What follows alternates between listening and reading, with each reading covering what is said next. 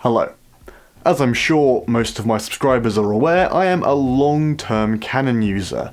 My first camera was a compact Canon IX's point and shoot. I then got a 650D, but I have had a Blackmagic Pocket Cinema camera, the original one, and I actually still have it over here. Yeah, this is it. This is the original Blackmagic Pocket Cinema camera with a broken Metabones speed booster on the front of it.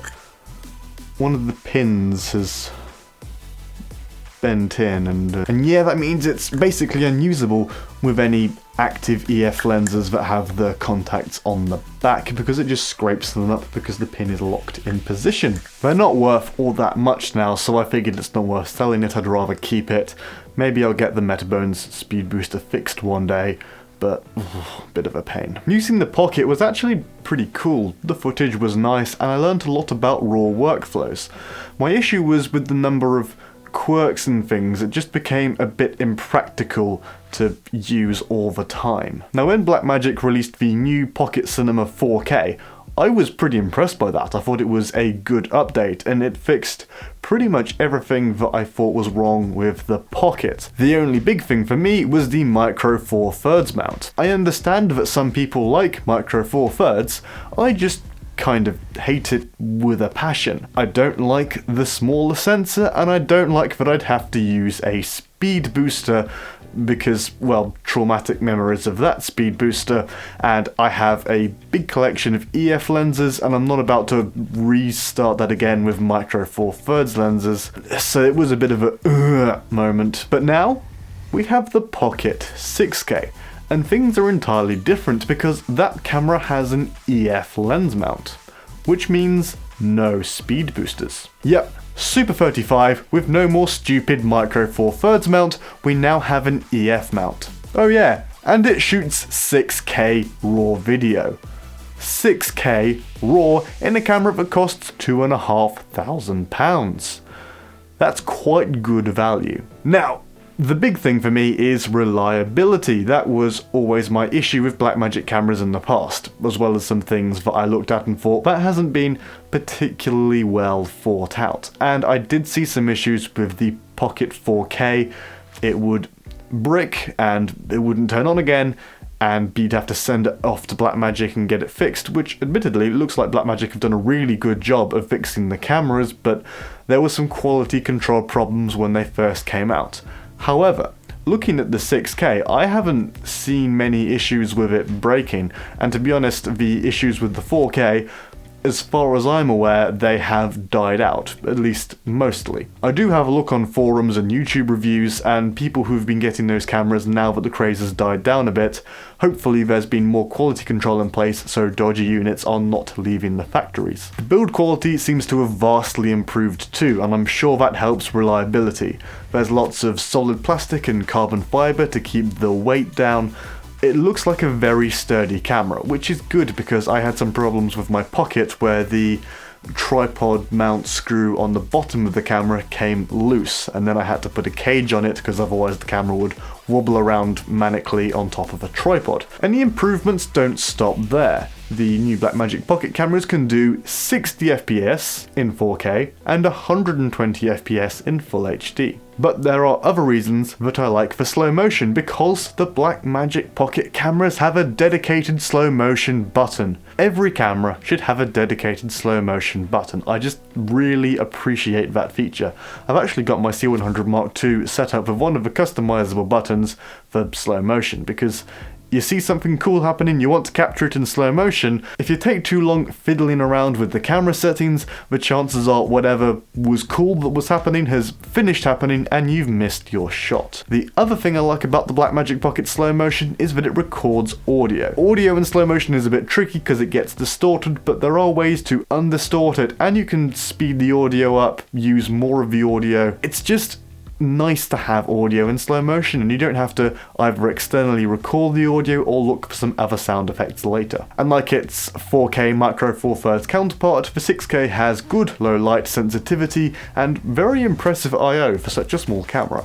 with an adapter you can get full phantom-powered XLR ports. And if RAW isn't your thing, then there's a 4K ProRes option as well. Now, battery life, like I talked about in the Pocket 4K video I made a few months ago, is still kind of rubbish, but there is now a hand grip that gives you, I believe, over 2 hours of recording time off 2 Sony NPF batteries, which is fine. Actually, I think that's a very good solution because, well, a camera that's shooting 6K RAW video is going to get through battery life. That is just one of the things you have to deal with for the specs. I think the battery grip is a good solution to the problem. I really don't like having to carry around external batteries. That was something that really annoyed me with the original Pocket. I had this massive USB power brick which I had to dangle around or cable tie onto things, and sometimes the Pocket would just look at the battery and go, nope, you know what, today I'm not going to pull power from that. I don't like it. No power from you. And so the internal battery life would die out after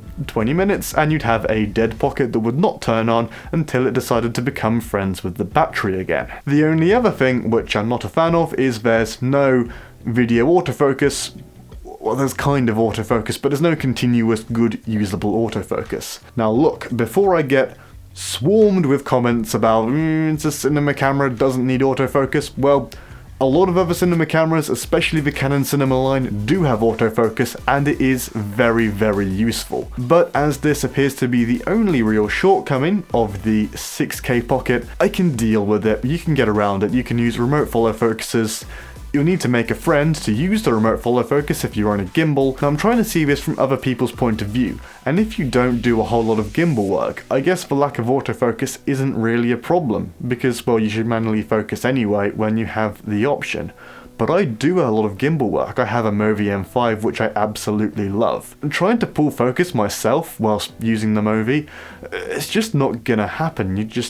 You couldn't do it. You can't concentrate on the moves and keep your subject in focus, so you'd either have to set the focus to a fixed difference and try and maintain the same distance to the subject, or really stop down the lens and have no depth of field whatsoever, but neither of those options sound pretty appealing to me. The other thing which I find very exciting about this release is what happens to the Ursa Mini Pro, because the Pocket now shoots at a higher resolution. Does this mean we're going to see a Ursa Mini that can do 8K, or perhaps a full frame Ursa Mini?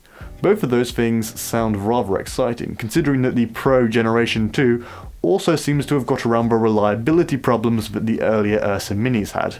If you look at some other videos on my channel, you can see plenty of videos where me and Angus complain about Ursa Minis. In terms of the footage, I've actually seen some really nice footage, some very high quality videos coming from the new Pocket cameras. I know I've already mentioned this with the lack of autofocus, but everyone's like, no, it's a cinema camera, it's for cinema users, if you need autofocus, you're not the target market. Well, that might be changing, because I've had to look at the website and I have been reading some of their PR material. As expected, there are lots of sections for wedding videographers, people doing businessy corporate type videos, that kind of stuff.